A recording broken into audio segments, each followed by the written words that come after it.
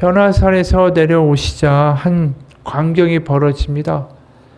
귀신 들린 외아들을 데리고 한 아버지가 왔던 거죠. 38절입니다. 무리 중에 한 사람이 소리질러 이르되 선생님 청컨대 내 아들을 돌보아 주옵소서. 이는 내 외아들이니이다.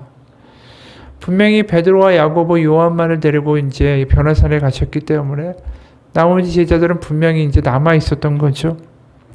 근데 그 제자들이 귀신을 쫓아내는 것을 실패한 것입니다.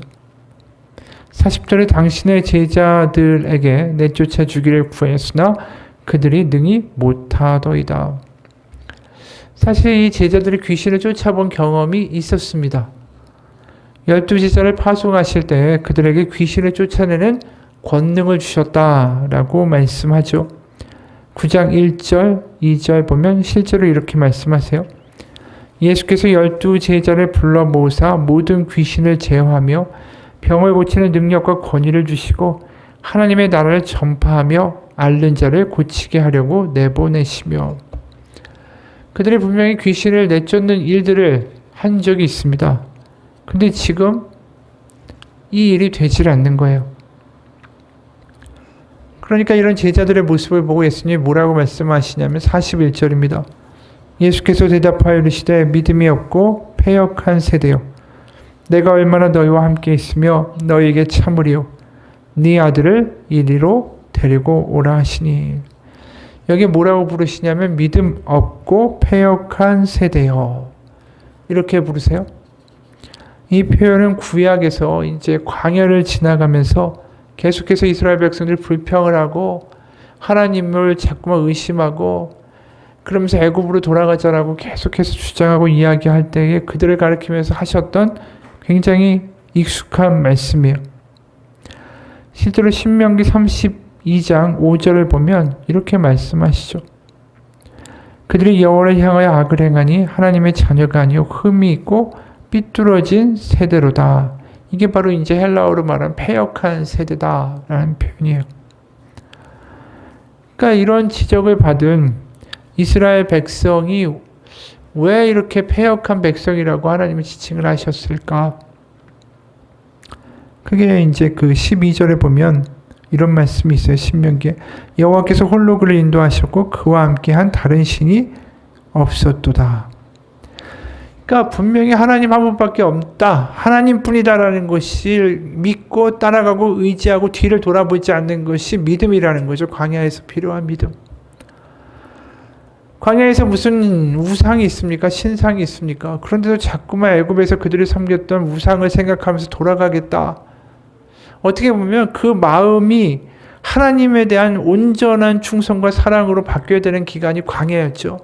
그러니까 광야가 어떤 고백이 만들어져야 되는 시간이었냐면 하나님밖에는 없습니다. 이 고백을 만들어내고자 하시는 시간이 광야였던 거예요. 그러니까 가나안에 가면 수많은 우상들이 득실거립니다. 거기에 이민족들이 있죠. 바알이란 유명한 그 우상도 있죠. 애굽에서 수많은 우리가 우상들과 가짜 신들을 보지 않았습니까? 그러니까 이제 다시 하나님밖에 없다라는 그 유의 신앙을 가지고 살아가는 이스라엘 백성은 굉장히 도전을 받는 환경 속에 놓이는 삶일 수밖에 없었다라는 거죠. 그러니까 애굽을 나오면서 애굽에서 살았던 모든 어떤 과거와 문화와 우상과 어떤 다신교적 배경들을 완전히 광야에서 이제 다 죽이고 하나님밖에 없다라는 고백을 하는 백성이 가나안에 들어가서 이제 가나안에 들어간 가장 큰 위협은 뭡니까? 바알신, 아세라신, 우상들이었어요. 그러니까 그런 모든 것들을 물리치고 하나님만 믿고 하나님이 하시는 말씀대로만 살고 하나님만이 답이다라고 해서 하나님의 백성으로 하나님의 나라를 이루어가는 게 하나님의 목적이었고 그게 광야의 시간이었던 거죠. 그런데 이들이 자꾸만 애굽의 신을 생각하고 자꾸만 하나님만 온전하게 하나님이 나의 주인 되신다라는 삶의 고백을 만들어내는데 실패했었다. 그게 광야에서 1세대의 가장 큰 문제였다라는 거죠. 여러분 우리도 마찬가지예요. 하나님 밖에 없습니까? 하나님만이 유일하신 참신이고 참 하나님이시다라는 고백이 우리 가운데 있습니까? 우리가 교회에서는 아멘하지만 그게 세상에 나가서도 마찬가지입니까? 사실 우리가 이스라엘 백성을 보면서 왜 이렇게 우상 숭배를 하냐? 그들이 우상 숭배하면서도 하나님도 믿었어요.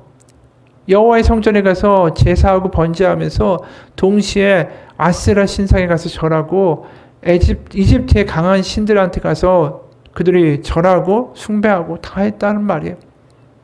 그러면서 우리들이 그들을 비난하지만 우리가 그런 모습을 살아갈 때가 많다라는 거죠. 뭐냐 하면 주일에 와서는 헌금하고 기도하고 찬양하고 예배해요.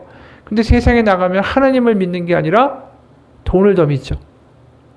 우상을 더 믿고 누군가 나를 도와줄 것 같은 사람을 더 믿고, 그래서 우리의 몸과 마음과 뜻을 다해서 그 사람을 의지하고 때로는 돈을 의지하고 어떤 대상을 의지하고, 이러한 모습들이 우리 가운데 똑같이 있다라는 거예요. 우리가 하나님도 섬기고 돈도 섬기고 하나님도 섬기고 사람도 섬기는 이러한 모습들이 결국은 구약에 나오는 이스라엘 백성들하고 다를 바가 없는 모습이다라는 것이죠. 결국 하나님 우리 가운데 계속해서 요구하시는 건 뭐냐면 하나님도 섬기는 게 아니라 하나님만 섬기는 삶으로 우리를 이끌어가기를 원하신다라는 거예요. 그래서 신명기에서 말씀하시는 게 뭡니까? 구약의 결국은 요약이 뭐다? 하나님은 네 몸과 마음과 뜻을 다해 사랑하고 이웃을 내 몸과 같이 사랑하라. 그러니까 몸과 마음과 뜻을 다해서 사랑하라는 이야기는 뭐죠? 하나님밖에 없다라는 거예요. 하나님만 섬기는 거예요. 그 삶으로 우리를 이끌어가기를 하나님 원하신다라는 거예요. 그게 안 되니까 뭐가 필요한 거죠? 광야라는 시간이 자꾸만 우리 가운데 주어지는 거예요. 야, 하나님밖에 없구나. 역시 하나님밖에 없구나라는 것을 고백하는 시간이 우리 가운데 단련의 시간이 되고, 그게 때로는 광야의 시간으로 주어질 수도 있는 것인데, 그게 참 우리 가운데 잘 안 되는 게 안타까우신 거예요. 하나님, 나만 보면 되는데, 나만 바라보고 믿고 따라오면 되는데 왜 자꾸만 다른 걸 바라보고 다른 걸 의지하느냐. 우리가 여기서 예레미야 하지만 예레미야가 가장 속탄 게 뭡니까? 그거예요. 예레미야 시대에 그들이 의지했던 게 뭐냐면 바벨론에 줄을 쓸 것인가 애굽에 줄을 쓸 것인가. 그들의 선택지 가운데 하나님에게 줄을 선다라는 것은 없었어요. 애굽이냐 바벨론이냐 자꾸만 그거 의지하는데, 여기 내가 있다 나를 믿으면 되는데 왜 믿지 못하느냐. 그게 하나님의 너무 애탄 마음이었고, 그걸 아무리 예레미야가 백성들한테 외쳐도 그게 들리지 않더라는 거죠. 우리가 주일에 와서 예배드리고 아무리 하나님의 말씀을 듣는다고 해도 중요한 건 그거예요. 우리가 예배당을 벗어나서도 하나님밖에 없다. 정말 하나님이 모든 것을 알고 계시고 내 삶에서 인도하신 참된 분은 하나님밖에 없다. 이 고백이 예배당뿐이 아니라 밖에 나가서도 존재할 수 있는가? 언제쯤 돼야 내 삶에 하나님밖에 없다라는 고백이 우리의 삶의 순간순간마다 고백될 수 있는가? 그게 하나님이 우리에게 원하시는 거예요. 내가 아무리 그냥 마음대로 살고 주중에 세상 사람처럼 살다가 주일에 와가지고 하나님 제가 하나님께 이렇게 헌금을 많이 했습니다. 하나님 이게 잘 되게 해주시면 제가 하나님께 더 큰 헌금을 하겠습니다. 하나님은 그런 거 원하시지 않는다라는 거죠. 보면 항상 뭐라고 말씀하시냐면 내가 너희들에게 번제와 희생제물과 수많은 제물을 너희들에게 원하지 않아. 너희가 뭘 바쳐가지고 뭔가 얻고자 하는 그런 식의 믿음으로 나에게 나오는 걸 전혀 원하지 않는다. 너의 삶 속에서 성전을 벗어나서 바벨론의 신과 애굽의 신을 믿으면서 절하는 그런 짓 하지 말고 너의 삶 속에서 나를 믿어라. 그 고백이 필요한 거죠. 지금 이 제자들의 문제는 뭐냐 하면은 계속해서 하나님의 역할을 자신의 삶 속으로 가지고 들어오는데 실패하고 있는 거예요. 그러니까 우리가 하나님을 믿는다라면서 하나님의 능력과 기적과 하나님이 하시는 역사들을 경험하려고 하면 우리의 삶 속으로 하나님을 모시고 가야죠. 그러면서 우리가 필요할 때 딱 거기까지 내가 필요한 기적만 바라고 그것만 해주길 원해요. 나머지 삶에는 내 삶에 관여하지 마세요. 내 삶은 내 삶이니까. 우리가 그런 식으로 자꾸만 살아간다는 거죠. 하나님의 능력을 맛보는 거는 간단합니다. 내 삶의 순간순간마다 하나님을 모시고 사는 것. 그게 지금 예레미야도 그렇고 하나님이 계속해서 답답하다고 말씀하시는 가장 큰 이유예요. 하나님이 아버지신데, 나의 아버지신데 어찌 너희들을 챙기지 않겠느냐. 머리카락 하나도 세시는 아버지, 다 하신 아버지가 너희들을 왜 챙기지 않으시겠냐. 참새도 백합화도 입히시고 챙기신 하나님이 왜 너희를 챙기시지 않겠느냐. 너희 삶 속으로 하나님을 가져가서 하나님을 믿고 하나님과 함께 동행해서 살아봐라. 하나님 살아계시다. 그걸 예수님이 계속해서 말씀하신 거 아니에요? 맞습니다. 이 제자들이 이 귀신 들린 아들을 데리고 온 이 아버지 앞에서 하나님을 정말 삶 속에서 하나님의 긍휼을 가지고 하나님을 의지하고 하나님 앞에 나의 전부를 하나님밖에 없습니다라고 하면서 기도했다면 귀신이 나갔겠죠. 근데 왜 안 됐을까요? 이들이 예수님 쫓으면서 뭘 바랬습니까? 마음 가운데 예수님만 하나님만 믿은 게 아니죠. 그들은 예수님이 이루실 왕국을 믿은 거죠. 예수님이 드디어 왕국을 이루시고 우리는 그 자리에 높은 자리에 가겠구나. 그 마음이 예수님을 믿은 이유예요. 하나님을 믿은 게 아니라 하나님이 이루실 왕국을 믿은 거예요. 그러다 보니까 어떤 일이 벌어졌냐면 오늘 46절 보면 제자 중에서 누가 크냐 하는 변론이 일어나니 길바닥에서 싸운 거예요. 예수님이 왕국을 이루시면 내가 너보다 더 높은 자리에 올라야 돼. 그러니까 뭐 좌의정 우의정 뭐 판서 있으면 내가 너보다 더 높은 자리에 올라가야 돼. 이거 가지고 싸웠다라는 거 아니에요? 그러니까 그들이 하나님 믿는 게 아니라 하나님이 주시는 왕국을 믿고 살았다라는 것이 지금 이 제자들이 귀신을 쫓아내지 못한 이유라는 거죠. 그러니까 44절에 이 말씀을 들어도 지금 이해를 못해요. 이 말을 너희 귀에 담아두라. 인자가 장차 사람들의 손에 넘겨지리라 하시되 그들이 이 말씀을 알지 못하니 이는 그들도 깨닫지 못하게 숨긴 바 되었습니다. 또 그들은 이 말씀을 묻기도 두려워하더라. 왜 두려워할까요? 자신들이 기대하는 게 빠그러질까 봐. 자신들이 원하는 건 왕국이지 하나님 자체가 아니거든요. 그런데 지금 왕국을 이루어야 할 분이 사람들의 손에 넘겨지리라. 이 이야기만큼 지금 굉장히 그들을 당혹하게 하는 일이 없는 거예요. 그러니까 한마디로 이 사람들 가운데 하나님에 대한 믿음, 또 하나님이 이루신 하나님의 나라에 대한 비전, 이런 것들이 그 마음 가운데 없는 거죠. 그저 자기가 필요한 것만 얻고자 하는 신앙으로만 존재하는 거예요. 아까도 말했지만 우리가 하나님의 능력을 맛보려면 나의 필요를 채워주는 하나님을 구하는 게 아니라 진정으로 하나님 그분을 믿어야 된다는 거죠.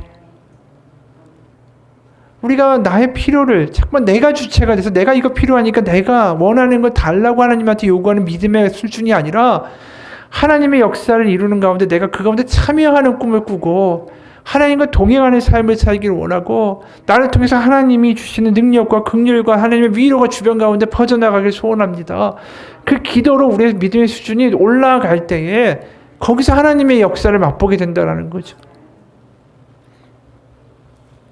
그러니까 지금 자꾸만 제자들은 믿음의 수준이 하나님은 더 큰 걸 요구하시는데 왜? 십자가 부활을 이루시고 성령을 주셔서 하나님의 나라를 땅끝까지 이루는 하나님의 놀라운 비전의 이야기를 하시는데 그건 관심이 없는 거예요. 그저 내가 원하는 걸 이루어주는 그 하나님을 바라고 있다라는 거죠. 그러니까 인자가 사람 손에 넘겨지리라 묻기도 싫은 거죠. 그러다 보니까 하나님이 원하신 하나님의 나라가 과연 어떻게 이루어지는가에 대해서 알지 못하니까 지금 이 하나님의 나라가 어떤 것인지를 예수님이 보여주시는 거예요. 뭐냐 하면 이 귀신 들린 아이를 치유하시면서 오늘 이 외아들을 데리고 올 때 이 본문에서 굉장히 의미 있는 단어가 사용됩니다. 38절에 보면 소리질러 이르되 선생님 청컨대 내 아들을 돌보아 주옵소서. 이게 아버지가 지금 지르는 비명 아닙니까? 얼마나 이 아들을 보면서 그동안 아버지가 많은 마음의 고생을 했었는가. 39절 보면은 더 확실하게 나오죠.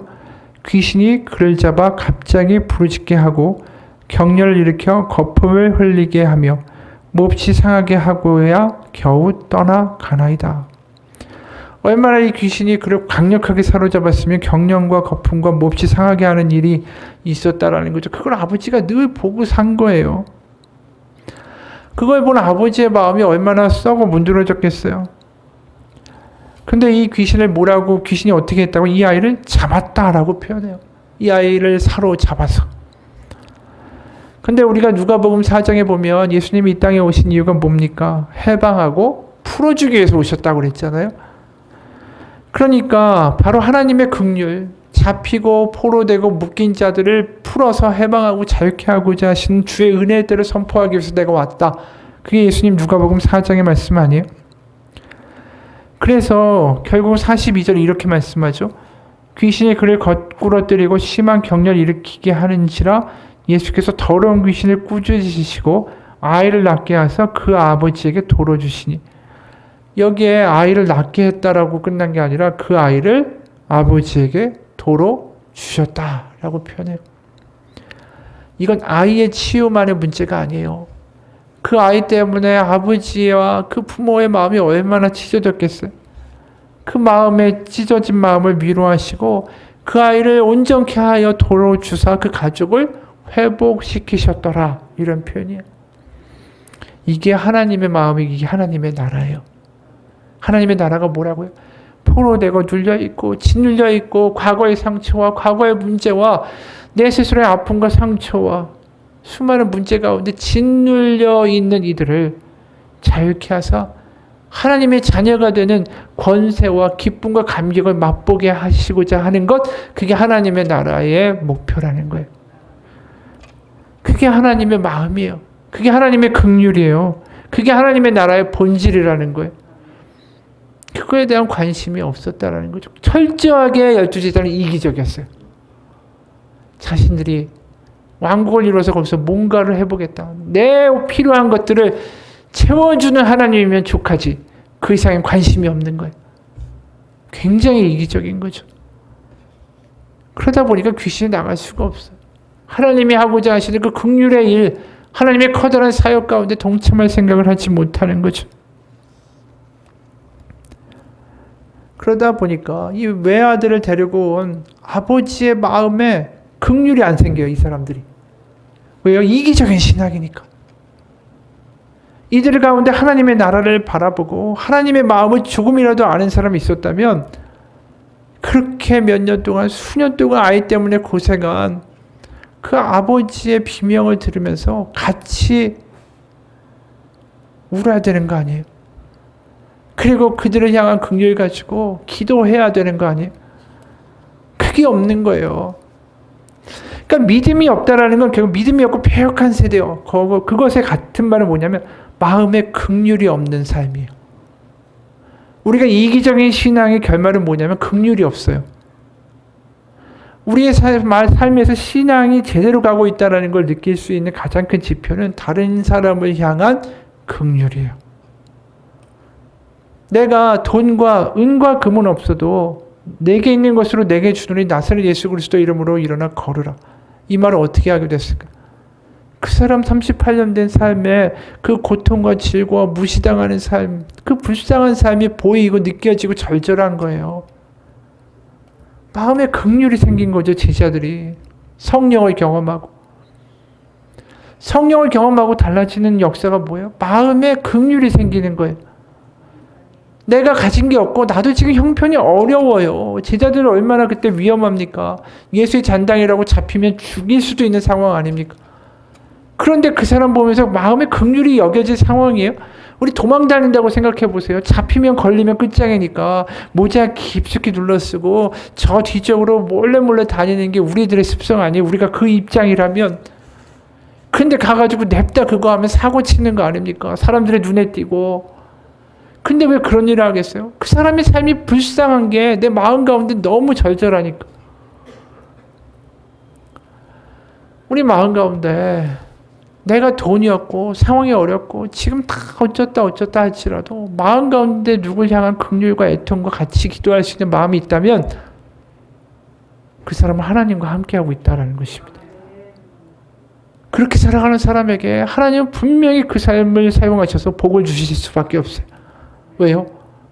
네가 너만을 위한 신학이 아니라 나의 마음을 가지고 살아가니 네가 나의 손과 발이 되기 때문에 내가 너를 축복하지 않을래 축복할 수밖에 없다. 이렇게 얘기하시는 거죠.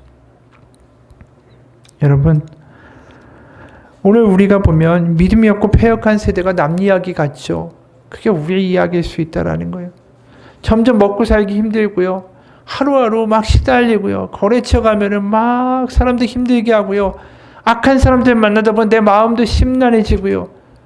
그러다 보면 어느 순간 우리 마음 가운데 긍휼과 사랑이 쫙쫙 말라가요. 그러면서 우리의 신앙이 메말라가기 시작해요.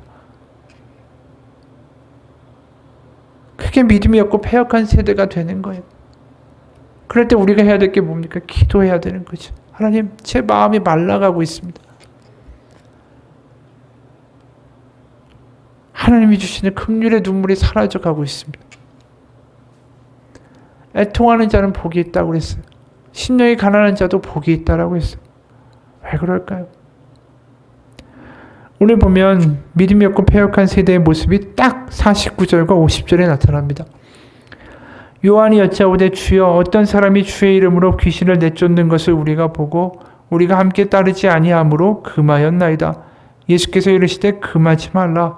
너를 반대하지 않는 자는 너희를 위하는 자니라 하시니라. 여기 보면 요한이 뭐라고 얘기합니까? 주의 이름으로, 예수님의 이름으로 귀신을 내쫓는 것을 금하겠습니다 라고 이야기해요. 이게 웃긴 얘기죠. 왜냐하면 자기들은 정작 귀신을 못 내쫓았잖아요.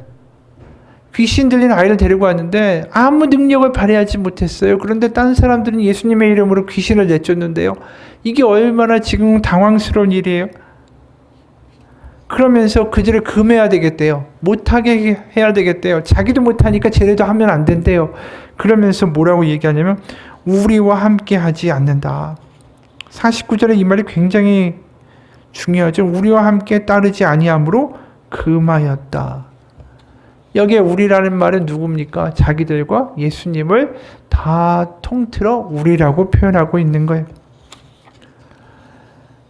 그런데 이게 너무 말도 안 되는 거죠.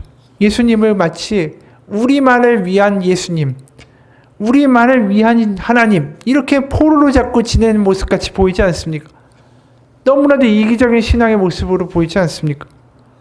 하나님은 어떻게든 이 땅 가운데 무너지고 힘들어하고 갇혀있는 자녀들을 회복시키고자 하는데 제자들은 예수님을 볼모로 잡고 우리라고 묶어두고 자기들을 높이고자 하는데 그 예수님의 능력을 사용하고자 한다라는 거죠. 여러분, 우리가 예수님 믿는다고 하면서 이기적이라면 그것만큼 이율배반적인 게 없어요. 지금 한국의 기독교가 욕먹는 이유는 딱 하나예요. 이기적이라서. 기복신앙에다가 자기들 잘 되는 거 기도하고 자기들 복 받는 거 기도하고 너무나도 이기적이라는 거죠. 그게 하나님의 나라하고 얼마나 거리가 먼지 몰라요. 여러분, 예수님을 따른다라는 건 우리 마음 가운데 긍휼이 회복되는 것입니다.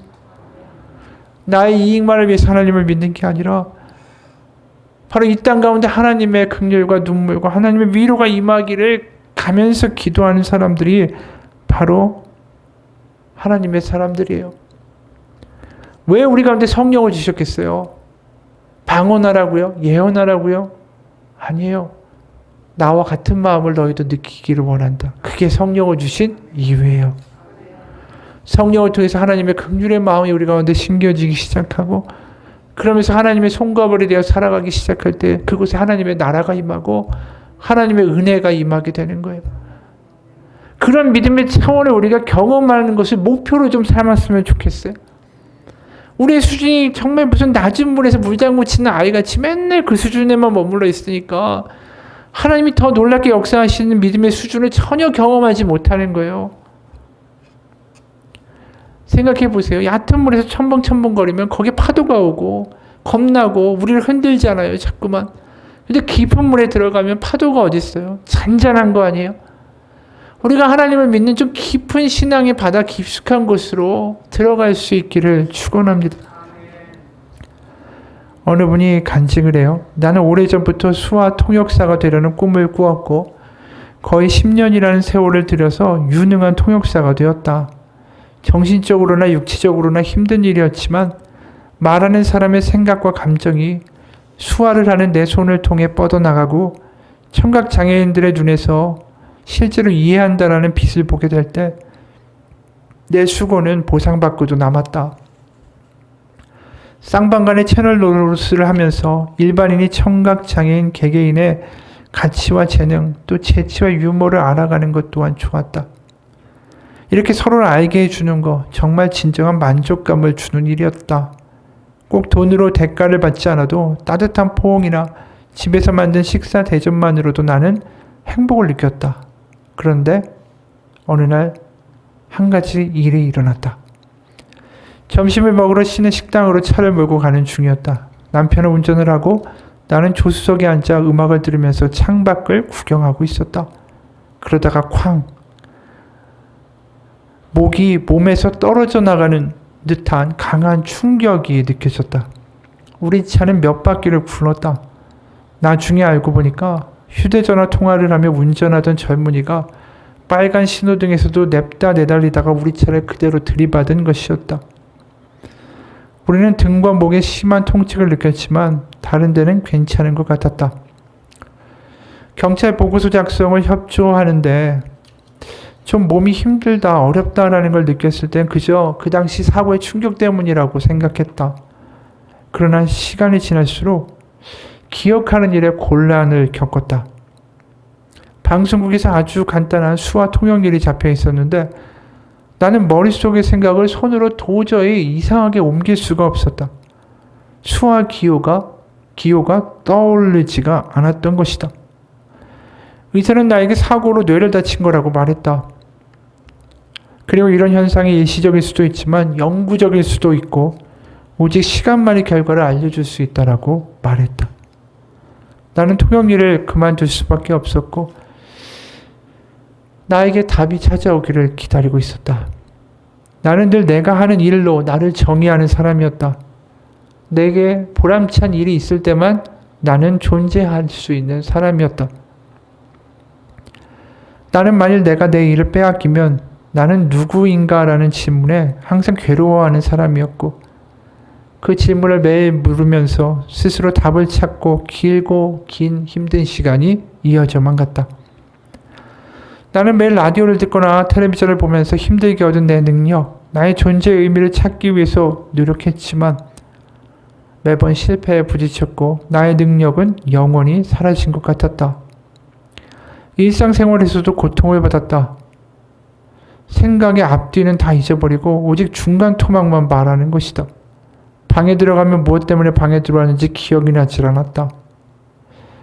내 인생에서 가장 힘들었던 이 시기는 한편으로는 나에게 뭔가의 변화의 시기도 했다. 그때부터 나는 교회에 나가기 시작했기 때문이다. 그 교회는 수화 통역을 제공하는 교회였는데 그 교회에 나오는 여러 청각 장애인들과 교류를 하려고 애쓰는 그 모습이 너무나도 보기 좋았다. 그러다 어느 주일이었다. 예배는 즐거운 찬송가로 시작됐지만 8명의 청각 장애인이 예배석에 앉아 있었음에도 강단의 수화 통역사 자리는 텅 비어 있었다. 그 순간 무엇인가가 빨리 달려나가서 그 자리에 서라고 나를 끈덕지게 떠미는 것 같았다.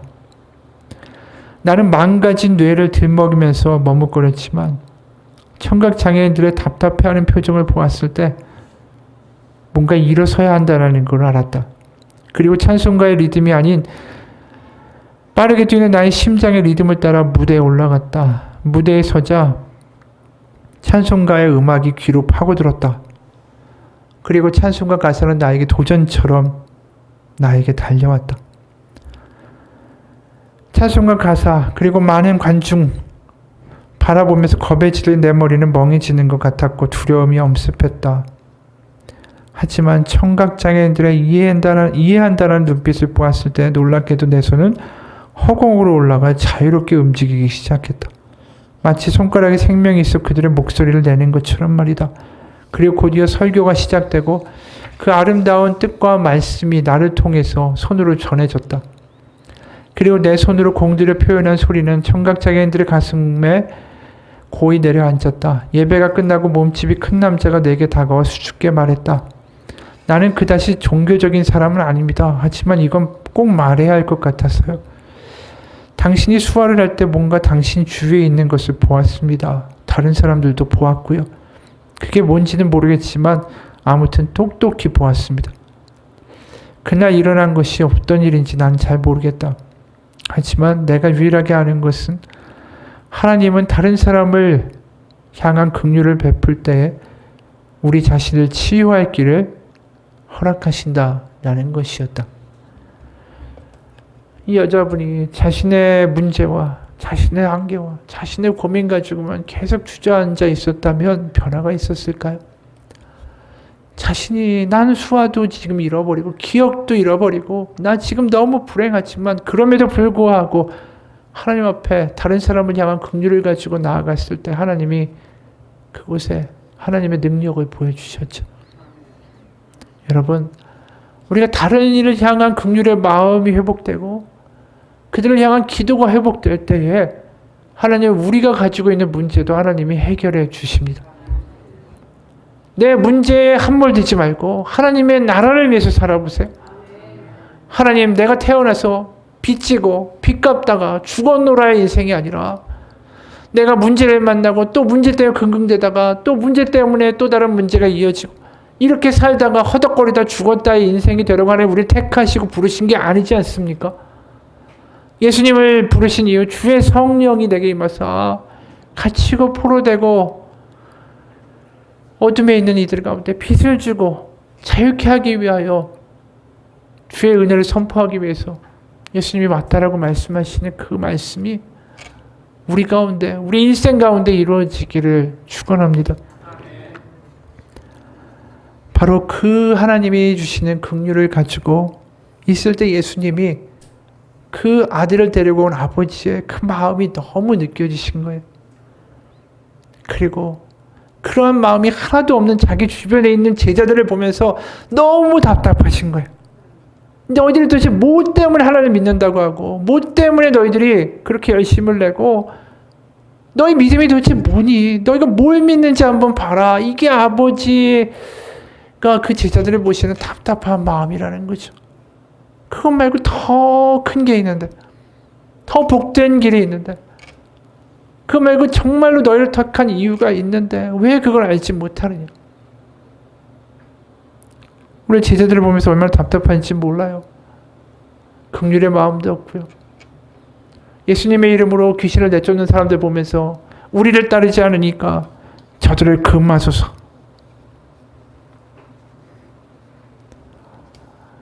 그러면서 예수님이 오늘 마지막으로 보여주시는 장면이 뭐냐 하면 아이 하나를 영접하라 라고 말씀하세요.